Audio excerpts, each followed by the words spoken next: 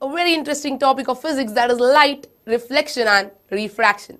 In this module, students, we are going to study the introduction to light, properties of light, how to make a plane mirror, laws of reflection and types of reflection. Now students, you know that light, it plays a very important role in our life.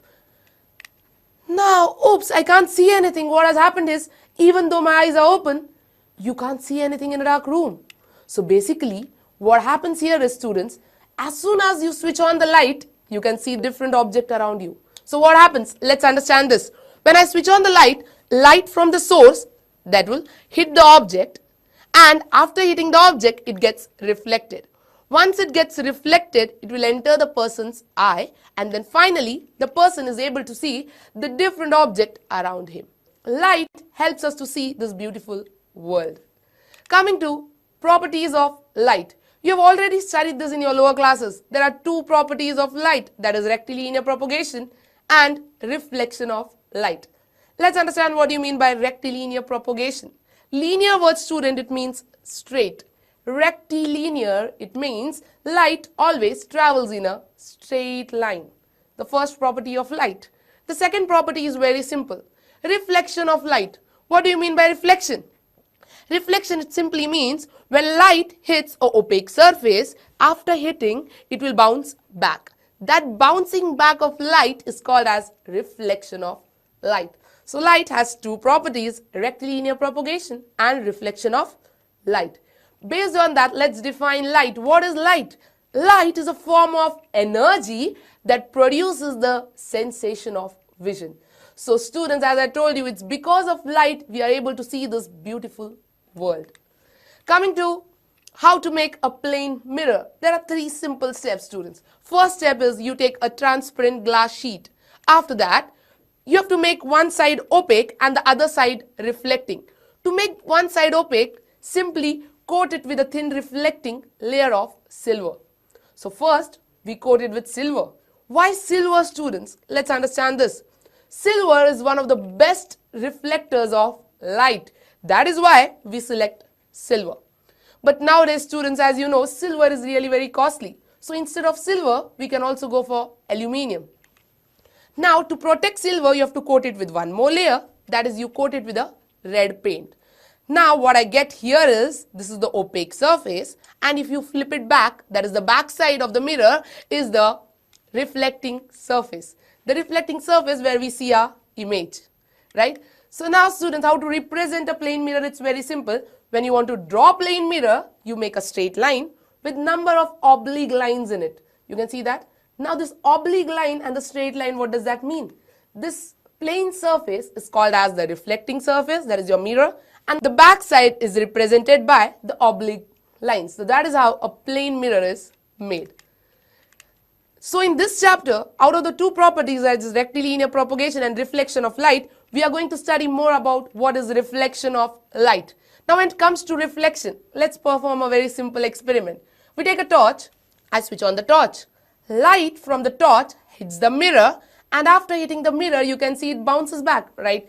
That bouncing back of light is called as reflection. Let's see how to define reflection. When light rays strikes the boundary of two mediums such as air and glass, a part of light is turned back into the same medium.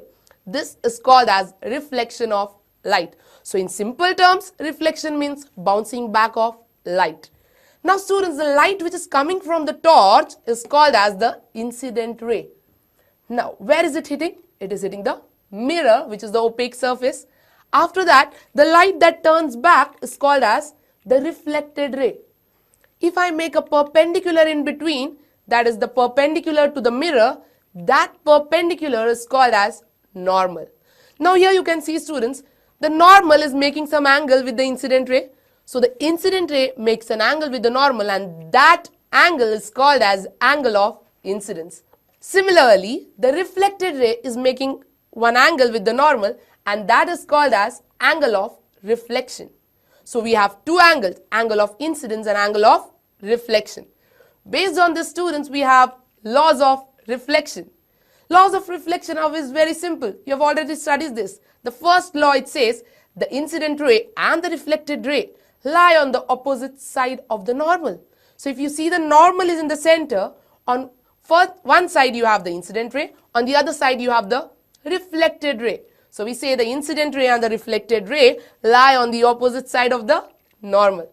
The second point of the law, it says the angle of incidence I is equal to the angle of reflection. That is, if you measure angle I and measure angle R, they are of equal measure. So if, for example, if angle I is 30 degree, then angle R is also 30 degree. So that are the two laws of reflection. Coming to types of reflection, students, there are two types of reflection: regular reflection and irregular reflection. First, let's start with what is regular reflection. To understand regular reflection, you need a smooth surface. So when parallel rays of light are incident on a smooth surface, after hitting the smooth surface, you can see they get reflected back. So the incident ray are parallel and the reflected ray is also parallel. So reflection through a smooth surface is called as regular reflection. For example, in smooth surface we have plain glass, still water, mirror, they are all smooth surface. When it comes to irregular reflection, it means rough surface, right? So reflection from a rough surface will be called as irregular reflection.